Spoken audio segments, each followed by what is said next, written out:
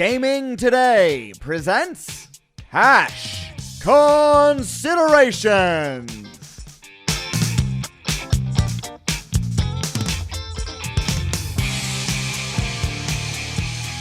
Welcome to the Cash Considerations podcast. Today is unbelievable, July 2nd, and we are still in a pandemic. We are still in Vegas. We're in phase 2. In places they're reversed and stuff. They're in phase 1. They're going backwards. I don't know what's going on, but I know tonight we are here, and we got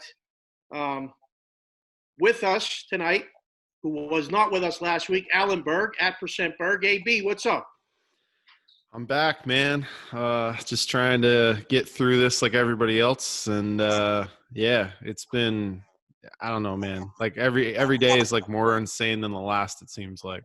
Yeah, that's a good way to put it.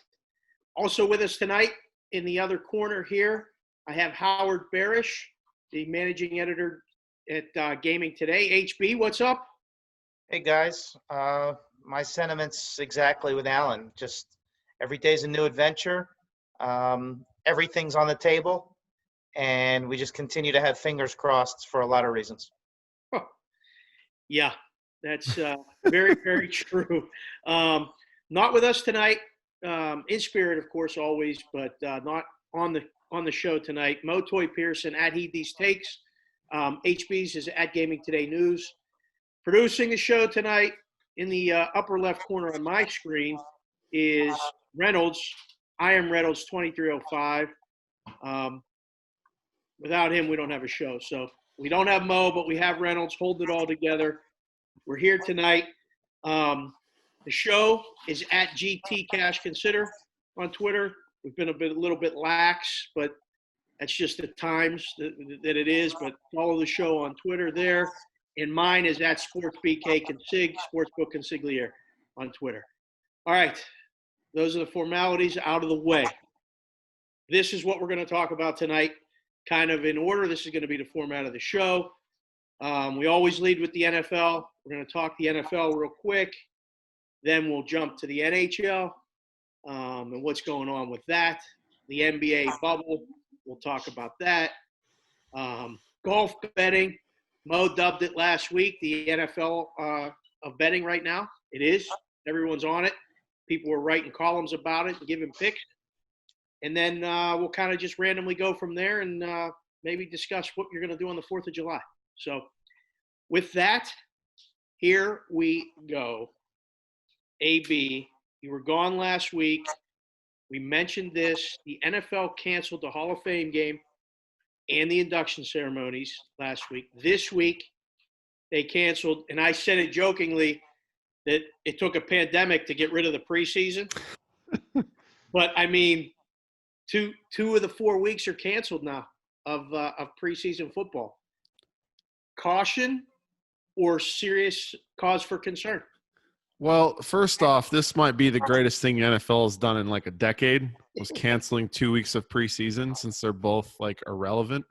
So what the preseason should be is 2 weeks. I mean, that's it. Have the star guys play, get them out, bang, go to the season. But, you know, I don't know what it is that they're hanging on to, why they want 4 weeks of preseason. I mean, the last week's always a throwaway. The first week's always kind of a, joke. The guy takes like the first snap, but I don't know. I think if any sport's going to just bulldoze right through, it's the NFL. I think at the end of the day, there's just so much more money in that than any of these other sports.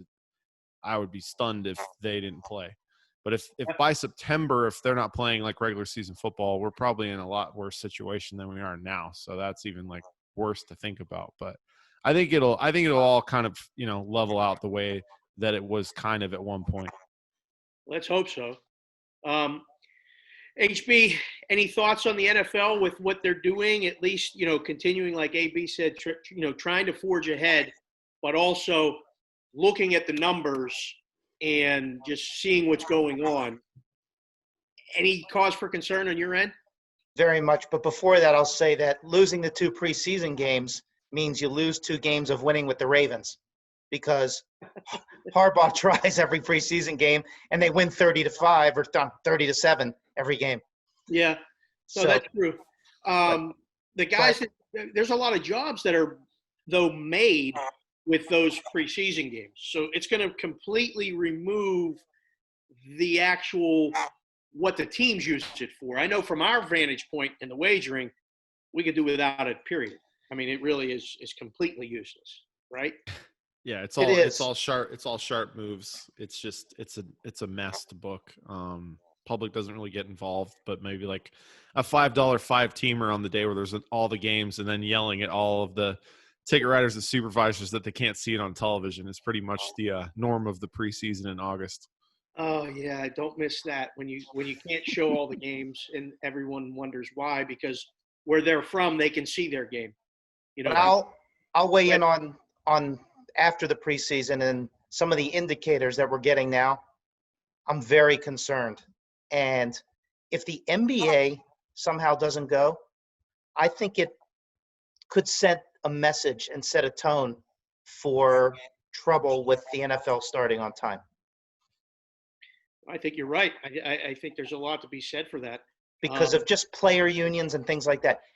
If I was the NFL, if I was advising the NFL, I would seriously consider pushing the season back 2 months and starting the week after Thanksgiving and having the Super Bowl in April. You buy yourself a little more time. Wow. You maybe get closer to a vaccine where people feel better about things. And you can still have a season and you can still have the next season. I know it sounds crazy. I know when Alan says money is a very big part of this, but I think money is becoming secondary as the weeks go on. Well, as it extends out, it is becoming that is becoming an issue. You were going to say something, Alan? Yeah, well, the one thing I think that we're I think not keeping to the forefront of our mind about this, especially when it comes to these athletes. I mean, these guys aren't the ones that are dying and getting like super sick.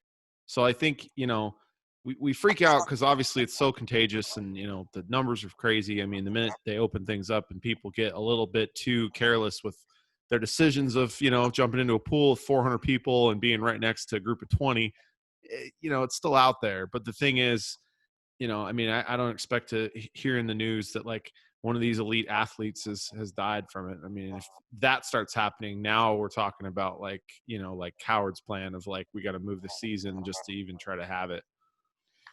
Yeah, no, that's true. I mean, just on a lesser note, there's been not a lot of like, I don't know, movement. The draft was the draft, and now there's been some off-season moves. And just before we move on to next and on the rundown, here's the NHL. Cam going to the Patriots. AB, good, bad, and different. I mean, like, I see what they're doing. Did they sign him to be the starter? Yes or no?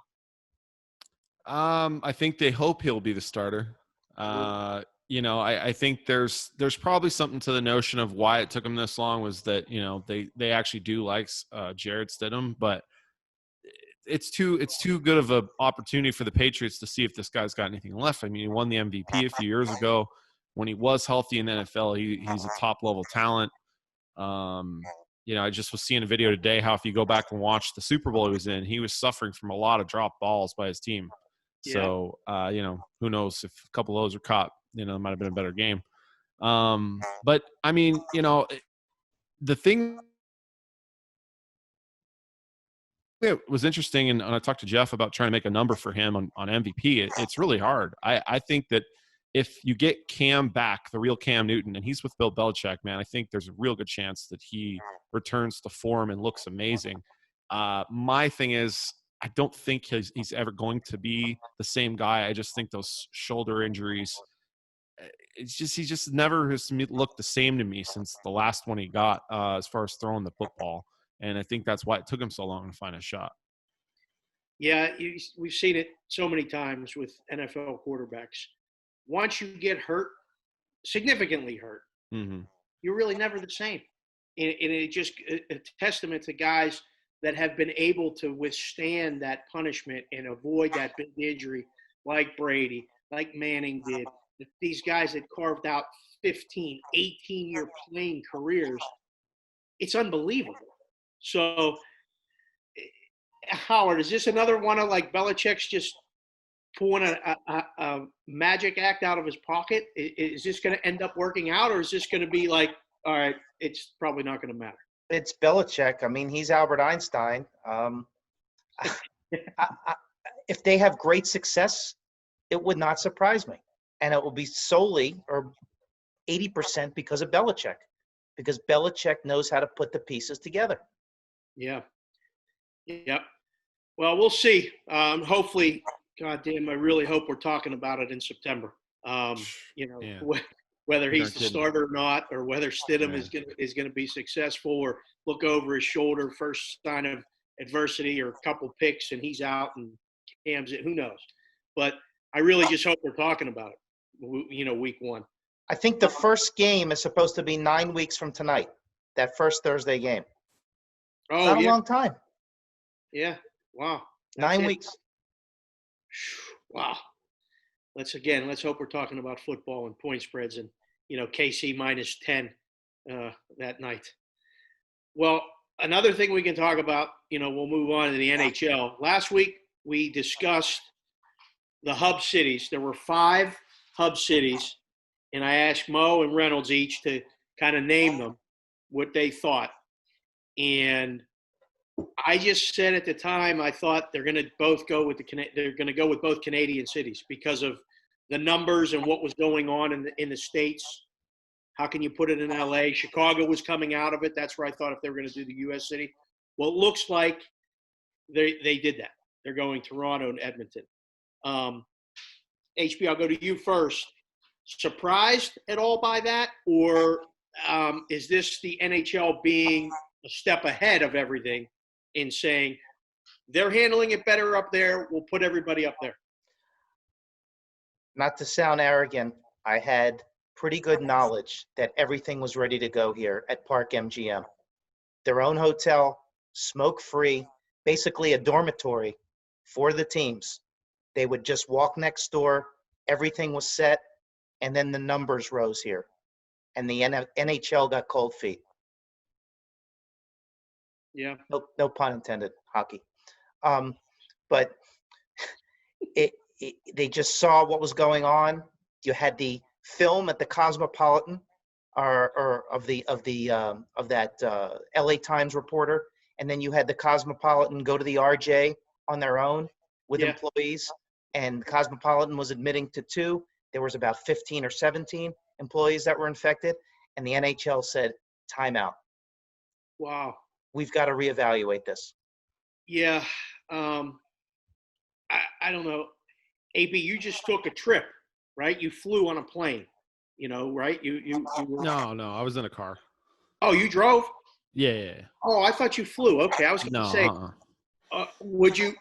do you see the NHL plan with it being on like lockdown in a city like that? Is that a better plan for success than like, which we'll get to, like baseball is just going to just travel like it's nothing? Yeah, it's weird. I don't know. It seems like it would make more sense to be in the least populated areas would be probably good. But, it's kind of like the thing you keep talking about the NBA bubble, and it's like all well and good that they get these players in there, but all the people who are going to take care of the players, where are they going to go? Where are they going to be? I think we just have to realize that there's no really getting fully out of this. You just have to I'm sure Reynolds will disagree, but I love the fact the UFC, they've tested somebody and then they're out, and then the fighter can't because the corner man was tested positive or whatever, and then they keep the train rolling. And I think that's what these sports have to do is, if LeBron James, in the game 3 of the season is test positive, then he's out for 14 days. It's like an injury essentially. Yeah, I think that's. I don't know if there's going to be a DL list, like a CV list or whatever, but you're on it, you're out. The problem is, how do you just fill a roster spot? One-on-one in UFC fighters, you just bring in another fighter. Golfers, there's 180 guys, only 100 make the list, so you just throw another guy in. You have 20 roster spots on an NHL team. So you got to have some flexibility there. again, I hope we're talking about hockey in a month. Just hockey. Who's going to win this series? Who's going to play goal? Who's going to get the one seed of the top? I just hope we're talking about hockey in in a month. Dave, you can hope all you want, but until actions are taken, the number's going to continue to rise. If people continue to act stupid and nobody does anything about it, your hope is goddamn meaningless. No, you're right. It's true. It's simple. By the way, real quick to point on Alan's thing, yeah, I do disagree with you because I'll tell you what, the UFC was in Florida and it was in Nevada, and in both cities, cases rose, and it's not all to blame on them, but I think bringing people from across the states, increasing the risk factors in traveling and whatnot, yeah, I would say that that's part of the reason. Good point. Here's another point. Are they going to let U.S. teams and U.S. players enter Canada so easily? Where we've been spiking here? Oh, I don't know. That's actually a good point. Because Europe has said stay the fuck home this summer. Right. To us. Yeah, you're right. That's a good point. Wow. I don't know. Maybe they'll make exceptions, or you got to test before you go. I don't know. That's a good point. They may not. Wow. Didn't even think of that. But yeah, no, Europe said forget it. So if we had a soccer team that was going over to play in the Premier League, they wouldn't let them. So, oh man, I don't know. Good image for us. Good optics. Yeah, right. AB, we asked the boys last week. I'll ask you this week. Knowing what you know now and what's going on in Florida, if money wasn't an issue and you were on the Rockets, would you go to the bubble? Yes. No question. Absolutely. Okay. We discussed it, and it's different, when you're single and you don't have kids and stuff. Like I heard somebody today on the radio say, my 23-year-old self, I'd be on the first plane. My 34-year-old self, wife, 2 kids, my parents moved in the same neighborhood as us, I'd hesitate. You just said it best. It's not the players that you're really going to be worried about. It's everyone else in that bubble, right? Yeah, I mean, I think that's the hard part for them to try to control, because if they're giving them all these like perks to be there and all the things they're promising the players to get them to play, who knows where these people are going to be at. But I don't know. I mean, at the end of the day, if they're following the rules and the things they set up, I don't think it's as easy to catch this if you're actually doing the stuff that they ask you to do. I just think when people are acting like idiots and surrounding themselves on a beach with 200 people, you're just asking to get it. I mean, you know what I mean? Like, I mean, I've been, if you've heard me on the previous shows, people out there, like I've been pretty anti like how all this stuff goes, but like there's common sense to it too, that just don't do things like that. Like that's just right.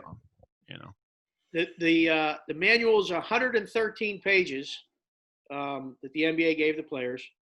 HB was on page 47 last time we talked to him. I'm sure you haven't finished reading it, but would you go to the bubble if money wasn't an issue and you're not on the Lakers, you're not on the Bucks, you're on the Mavericks. You're the 7th guy on the Mavericks. Would you go? Yes. No question. Yeah, because as a young person, I've seen some of the other players and they've been asymptomatic. A bunch of the guys have, self-quarantine, but maybe they had an itchy throat for 10 minutes. So, yes. Yeah, no, I mean, I'm with you guys. I would go. One, it's my job and I love to play, so I want to go and play. But 2, you got to have some level there where you're like, if they give us these protocols and I follow them, I'm going to be okay. If I get sick, I'm in a pretty good place to get treated too. So, good point. I mean, I see why guys, don't want to go, and it seems like it's a couple of the guys on the teams that, they got no shot. A couple guys on the Wizards aren't going to go. The Nets, a couple guys aren't going to go. And we'll see. Maybe there'll be more, but it sounds like you're going to get the majority of the games. You're going to get the majority of the guys. In another sport that, I mean, we got lines on it now. They came out with a schedule. There's 3 days of schedules, in games. You can see it. HB, is the gaming today still doing the live odds feeds from the 6 casinos?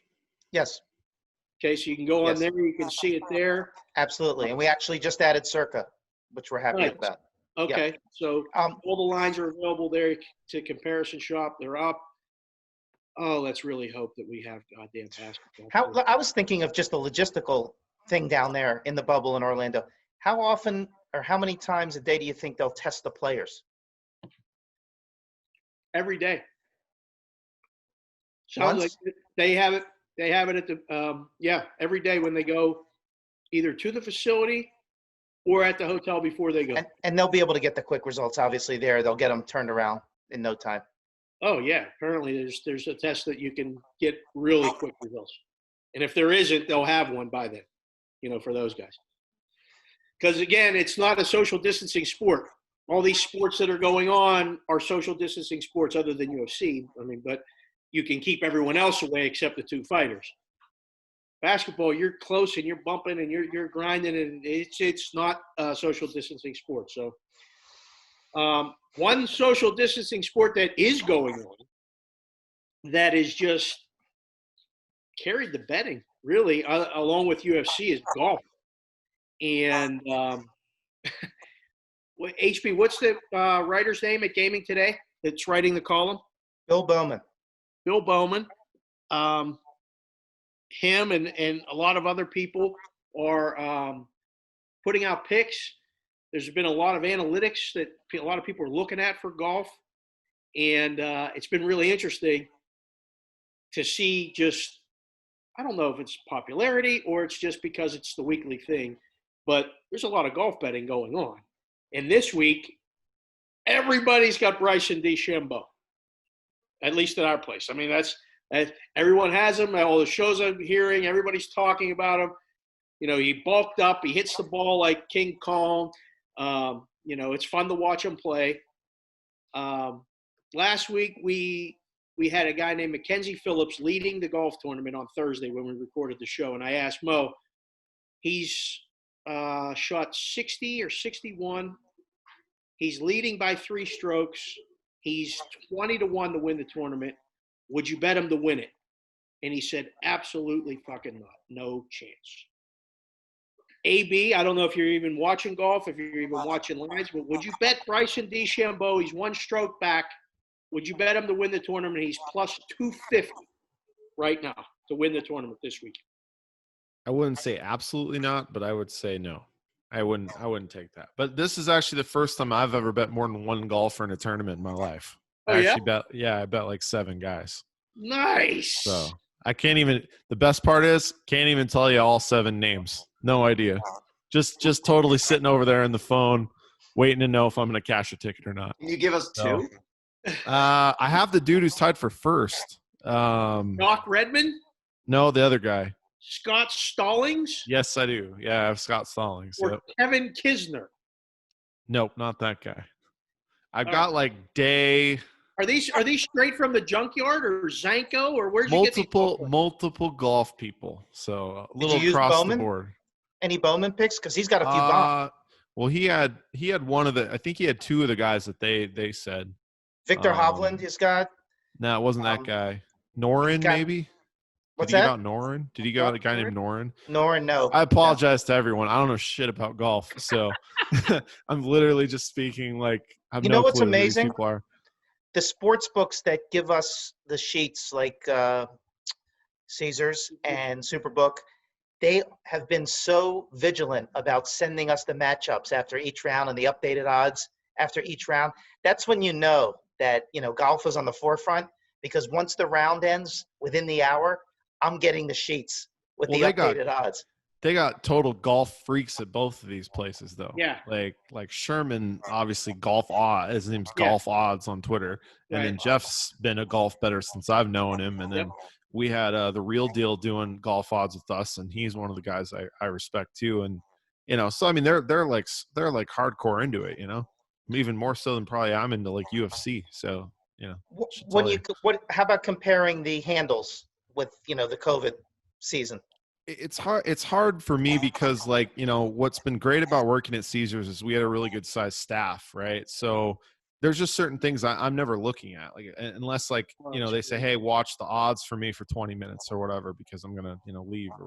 And so, like, I can't really tell you what the handle would be on golf, this tournament versus the same type of tournament last year. No clue. I know that it's up for sure. How much, I don't know, but each year the major handle's been freaking just Oh, rising every single year that's gone up. it's unbelievable with the majors, with the business. Like, there ain't a lot of people here. So the handle isn't, it's up, but it would be up tenfold if there were people here. It's just, there's not that many people here. And the number of bets are up. You see, because, you have people with the app in town that bet. So you see a lot more guys like Alan are betting 7 guys for $10 or $20 a piece versus, you come in from out of town, you bet 2 guys for $50 a piece, to win the Masters or something like that. So golf Alan, not a dime each? Not a dime Well, each? I mean, I like to spread things around, so yeah, maybe you can get a nickel each. It depends on what shop you play at. I know if some you can people. get a dime each. I know some people. Yep. Well, I know our boy Alvarez is listening to the show, and he's a golf guy, but he's a horse guy first and foremost now, so he doesn't give out golf picks. But everybody's giving out golf picks. I'll tell you this: Doc Redman, Scott Stallings, and Kevin Kisner are the 3 leaders today. They each shot 7 under 65s. Doc Redman went to Clemson. Scott Stallings went to Tennessee Tech, and Kevin Kisner went to Georgia. Just a little random thought. 14-1, 16-1, and 15-1 are their odds. Would you bet any one of those 3, the Thursday leader, to win the tournament, AB, at these prices? No chance.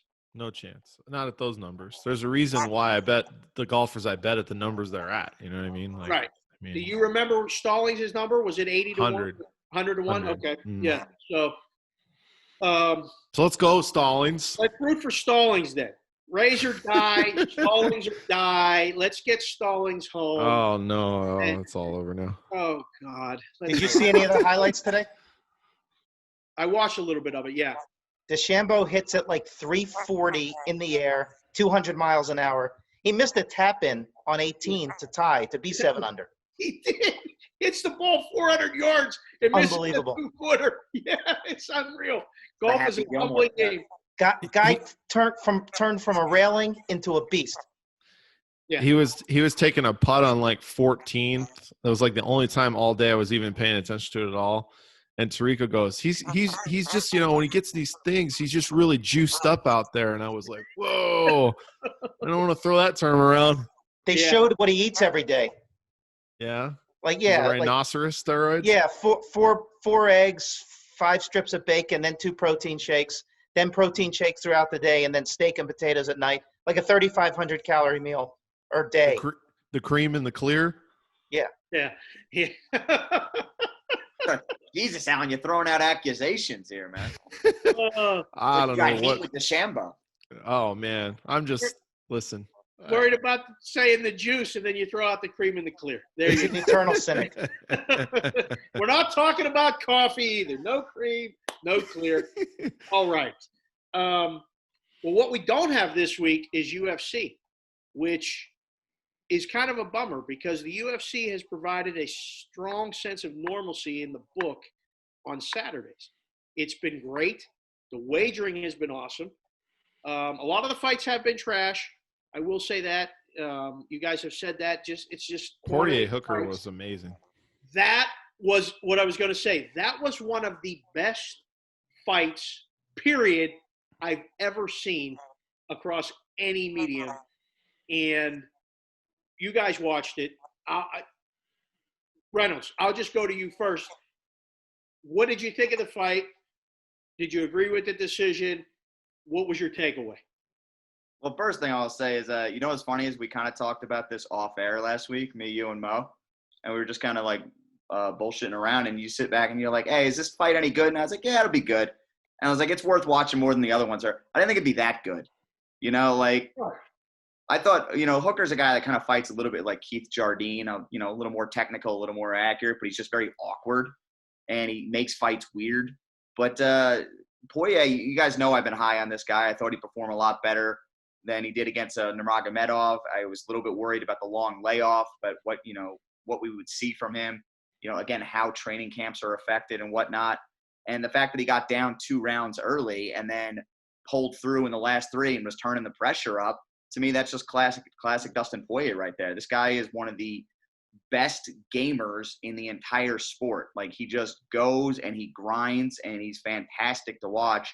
And I enjoyed that about the performance. AB, did he leave a piece of himself in that ring or in that octagon that may leave something to recover from? Man, I think I even said after the fight, I said, I don't think either one of these guys is going to be the same. Like, they were just – I mean, the second round was incredible, dude. Like, the shots those guys were taking and giving each other and just standing there and trading, I'm like, this is awesome stuff, man. Like, Poirier, like, is just an absolute monster. I mean, Hooker definitely looked like he, the wear and tear for him late in the fight. You could really tell, like, he was struggling, and especially by the 5th. I mean, he just didn't look like he had much left. I think even if there had been a 6th round, I think Poirier would have got the finish. If there were 10 more seconds in the second, Hooker might have won the fight. Oh, I know, man. Like, Poirier was hurt for sure because, I mean, he was kind of just like leaning over and not moving to his corner. I was like, damn, he got rung by that knee. Yep. HB, did you watch the fight? Well, being that we're so busy on Saturday nights, I was on Twitter and I'm going, what was it, about 8:30 or 8:45, and I'm going through the feed and everybody's going insane. This is the sickest fight. So I go and turn it on, and by then they're in round 3, maybe even round 4, and both of their faces look like a plate of raw hamburger. I'm saying, wow, what is this? Yeah. But apparently by the 4th round, there was good action, but I missed the great action. Oh yeah, round 2 was like AB said, that was one of the best rounds, boxing, MMA, whatever, that I've ever seen. Like the trading back and forth, and the you thought one guy had it, and then Hooker looked like he was going to finish him. I mean, he really looked like he was going to finish the fight, and then Poirier bent over. They were waiting to put the stool under him, like, sit down, and he gathered himself and just was unbelievable in rounds 3, 4. The most interesting thing for me, speaking of the fight and back to Twitter, is that the CEO of a sports book weighed in on a bet that somebody had on the underdog. This was the same person that bet the $1 million on Amanda. Oh, on Nunes, yeah. Yes, they came back and bet 100,000 to win a little over 200,000 on Hooker. Oh yeah. He had said that before the fight, which was interesting for the CEO of a sportsbook company to do that. Yeah, that was at William Hill. That's right. Yes. Yeah, we saw that. Absolutely. Yeah, no, I don't know. Are you guys excited for Fight Island? I mean, it sounds like it's going to be quite the spectacle. I'm looking forward to at least having it back next week. You guys are both kind of like, you look skeptical, Reynolds. I don't like the way you look right now. I've been down on the UFC justifiably. There's no hate in my heart. But I mean, again, Fight Island just makes me laugh because it's pathetic. It's the same place they've been 3 times before. It's just a different branding thing to do these fights.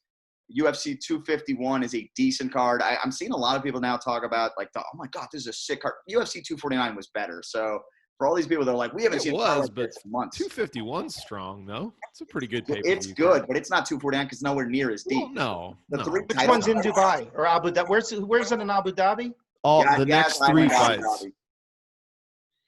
Yeah, it's all there.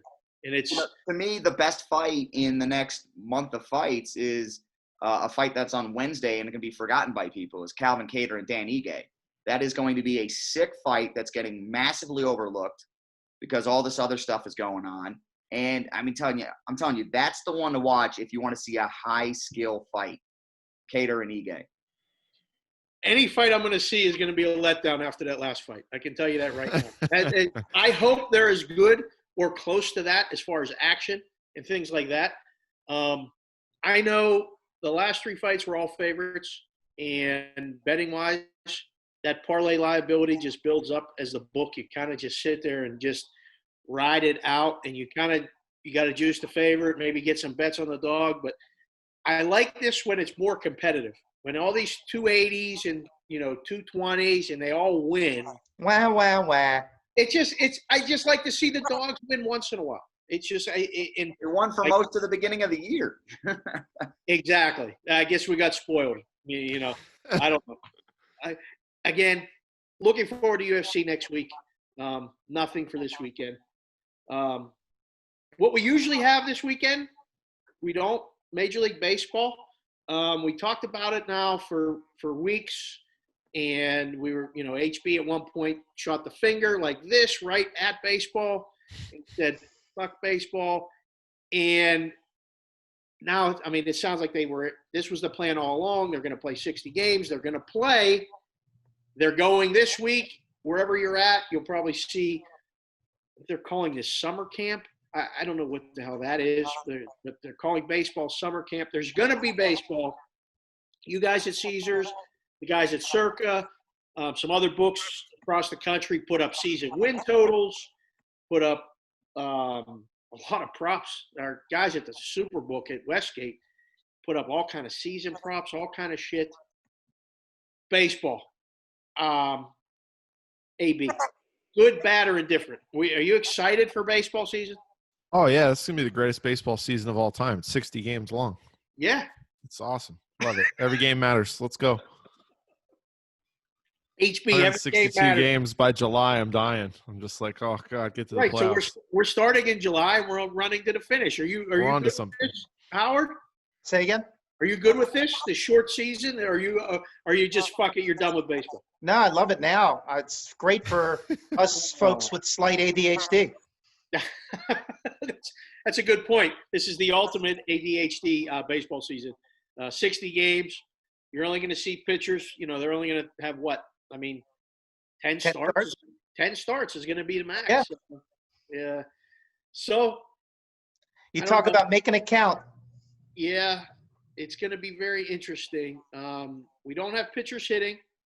We have managers are going to have to make some good decisions on a regular basis. That's going to rule out some managers who just don't make good decisions, period. So we know who those guys are, and I think they'll be exposed. AB, you good with the DH in both leagues? 1 and 2. Have you heard what they're doing for extra innings, putting the runner on second base? Yeah, I heard that. That's really weird. I don't know It's how a I feel about change, that. though. I thought you would be excited for it. I don't know. It seems like that one seems super gimmicky to me that you're just going to start with a guy on a bag. Like that's, I don't know. That's I'll weird. tell you this. I know you didn't listen to the show last week because we made a discussion. We had a breakdown of that. This is the way girls softball has been doing it. It's called the International Tiebreaker. When the game goes to extra innings, you start with a runner on second base and nobody out. Immediately forces the defense, puts pressure on them because you can bunt the runner over, get a runner in scoring position on third with 1 out, try to get a second fly, or you play it, hit a ball to the right side, try to move the runner. Whatever happens, it puts pressure on the defense immediately, and it will result in scoring quicker. You won't see games going past probably 3 extra innings. That'll be max. So it'll save bullpens. I think that's going to be the one thing, along with the DH in both leagues, that's going to stick. I think it's like I said this last week. Hockey went to a shootout to decide games. All the purists were like, that's stupid. How can you do that? And now it's the most exciting thing in overtime, after overtime. I think extra innings. I was excited. I thought you would be happy with a change because baseball doesn't change. You can't ever fit me in a box, my man, because You're I'll tell you right. right now, I can't stand shootouts in the NHL. I hate them. I'd rather there be a tie. That's how much I hate shootouts. So Man, I need a reasoning behind that. Which one? The shootouts? Yeah, the shootout thing. I don't want to take this off the rails here, but that's a weird comment. It's like the NFL being tied, and then let's send the kicker out to try to make a 20-yarder, and then they alternate, and then they go, oh well, now we got to go 30-yarder and then a 40-yarder. Like It's not even football. Like that's the problem I have with the hockey shootout. It's not hockey. I'd rather there be like 2-on-2. At least that's hockey. Well, the 3-on-3 is the greatest. That I mean, Right. And the I overtime just is awesome. But that's not really hockey either. It's just way more it's exciting. closer to hockey though, is my point. You have to actually pass the puck around and shoot it at a goalie who's, is going to has to make regular saves. So I don't know. I don't care for the shootout. Fair enough. Well, I mean, he's in a box on the screen for anyone watching this on YouTube, but you definitely cannot put AB in the box. You don't put Baby in the corner, and that's pretty much where you're at with the whole thing. I like it. I wanted to put this out there while I have you tonight because I haven't seen you for a couple weeks. The Mariners season wins versus the Pirates season wins. Oh, what's the number off the top of your head, 24 for the Mariners and either 24.5 or 25. I'll take them straight up against. I'll take the Mariners under straight up against your Pirates. Oh, sure. I want the Pirates over. Shit. Oh no.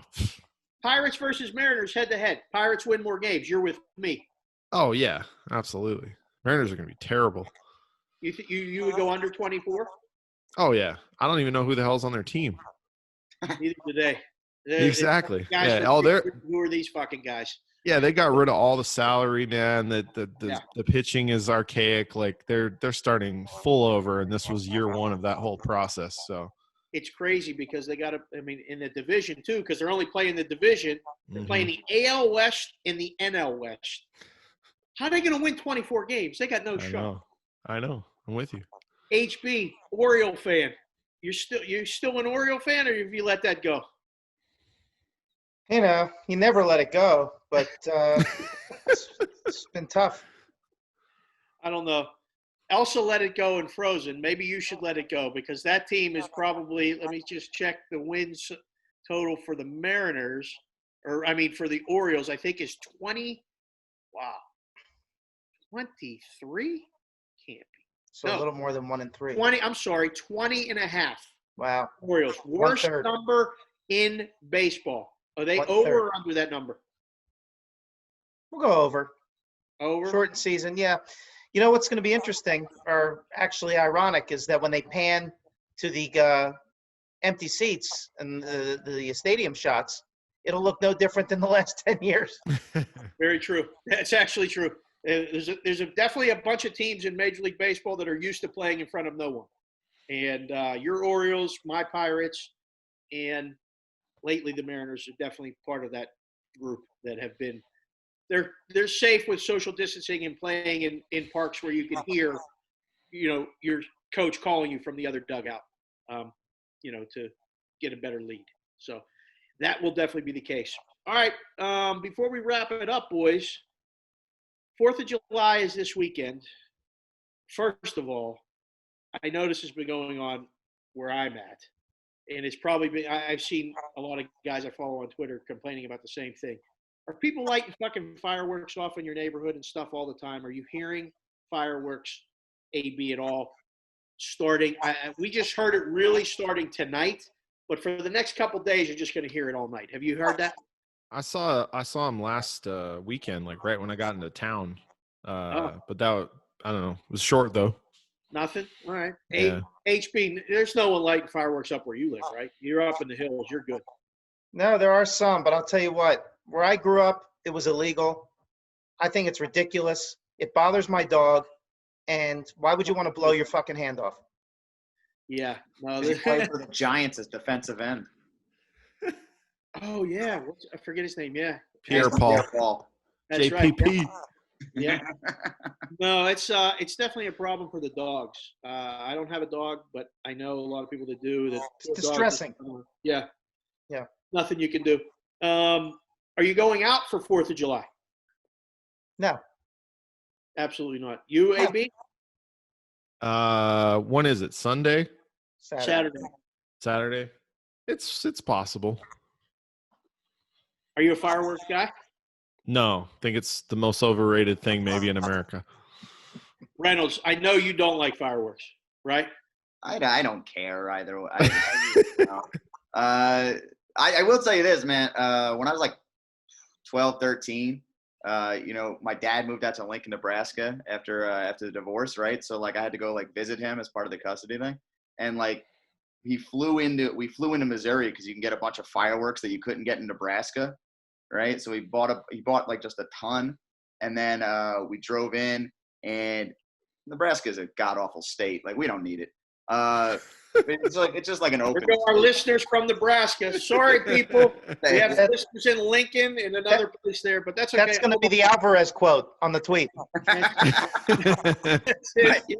But it was fun just lighting off fireworks in the open spaces. And maybe that was just because there was nothing else to do in that god awful state, where I was like 13 and watching soap operas at the time and I had real opinions on General Hospital.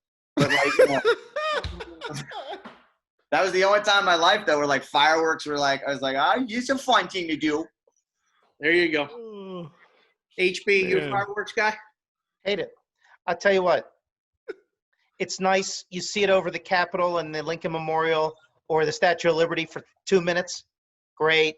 They play the music. Any other time? Any other place? No No. go. Wow. I'm the exact opposite of all of you. I love fireworks. 4th of July was always a big event at our place. We were always playing baseball somewhere. There was always a big fireworks display. Pittsburgh is known for, if they could have fireworks night at PNC Park, every fucking night they would. The Zambelli fireworks are the Hall of Fame people of fireworks. They do an unbelievable job in Pittsburgh with the fireworks display. So it was always a big deal growing up. And then my time in Curacao, little did I know, but every holiday was an excuse to light off fireworks. And on an island where you could drive across it in 45 minutes, when everyone's lighting off fireworks, you feel like you're in a fucking war zone. So it was a very unique experience sitting in an apartment not far from the ocean and looking up in the sky and seeing just nonstop fireworks on New Year's Eve, New Year's Day, Carnival. Every night for 2 months for Carnival, there were fireworks. So I kind of like fireworks, but there ain't no way I'm leaving anywhere this weekend. There's going to be a lot of people in town this weekend from California, which is shut down, Arizona, shut down, Vegas, still open. Come to the hotels. I've heard there's a lot of high occupancy rates. There's going to be a lot of people here. Enjoy yourself. Be safe. What kind of news are we going to have in a week? Nothing good.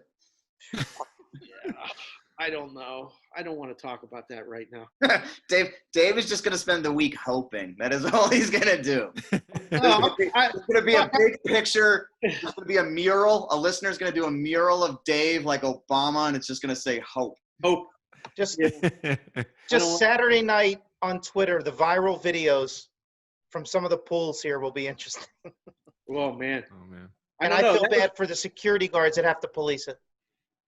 Yeah. I mean, everybody's policing everything now. I mean, the masks are mandated pretty much everywhere in the country. I mean, especially here.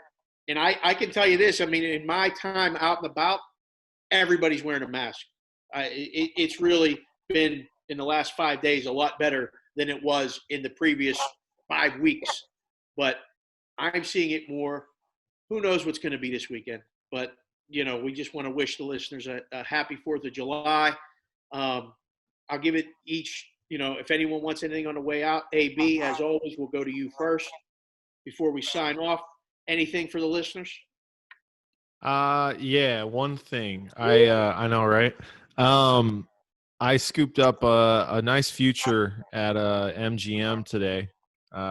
So check the NBA. You might see it if it's still there. Okay, fair enough. Don't say who it is. That's more fun. We'll try to look at it and guess. I like it. HB, sign off from the lair over there. You got anything for the listeners?